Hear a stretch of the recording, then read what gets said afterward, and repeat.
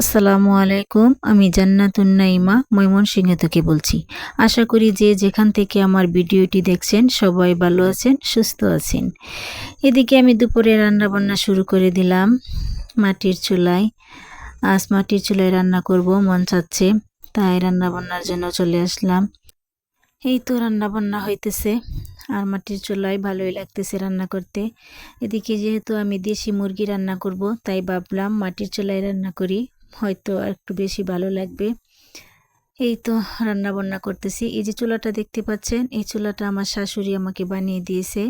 আমাদের যেহেতু লাইনের গ্যাস না, সিলিন্ডার গ্যাস, সেজন্যই মাঝে মধ্যেই চলে যায়, তাই সব সময় আনা সম্ভব হয় না, যেহেতু আমার ছোট্ট বাচ্চাও আছে। এর জন্যই আমার শাশুড়ি বুদ্ধি করে আমাকে এই চুলাটা বানিয়ে দিয়ে গেছে। তো মাঝে মধ্যে যখন আমার মন চায় তখনই আমি চুলাতে রান্না করি। তো ভালোই লাগে মাঝে মধ্যে রান্না করতে। এদিকে আমি অফ ক্যামেরায় রান্না করে নিলাম আর আমার ছোট্ট ছেলেকে জুম্মার নামাজের জন্য রেডি করে দিলাম। আর সে তার ছোট ছোট পা দিয়ে টুকটুক করে মসজিদের দিকে এগিয়ে যাচ্ছে। আল্লাহ পাক যেন তার উসিলা করে আমাদের সবার গুনাহ মাফ করে দেয়, আমিন। তারপর পোলাও রান্না করে নিলাম অফ ক্যামেরায়। আর আরাফকে খাবার বেড়ে দিলাম খাওয়ার জন্য। দুপুরের খাওয়া দাওয়া শেষ করে আসলাম একটু বিকালে বাহিরে। তারপর ছাদের মধ্যে গিয়ে দেখি কনকনে বাতাস আর মরিচ গাছ হেলে গেছে। দেখে কয়েকটি মরিচ উঠিয়ে নিলাম। এই তো গাছের 3-4টা মরিচ গাছ আছে। এই মরিচ গাছের মরিচই আমি খাইয়া শেষ করতে পারি না, অনেক মরিচ ধরে। আর আয়ান দৌড়াদৌড়ি করতেছে ছাদের মধ্যে। দেখেন কত খুশি, সারাদিন ঘরের মধ্যে বন্দি থাকে, আর বাইরে যদি একটু বের হয় তাহলে হাতের আর পায়ের কোনো স্থিরই থাকে না। এই তো খেলা করতেছে, আমি দেখতেছি, আপনারাও দেখেন।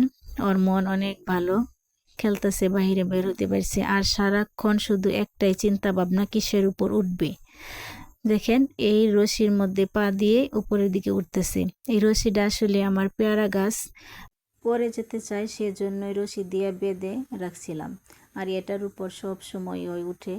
এদিকে বিলের মধ্যে আমার হাঁস সাঁতার কাটতেছে।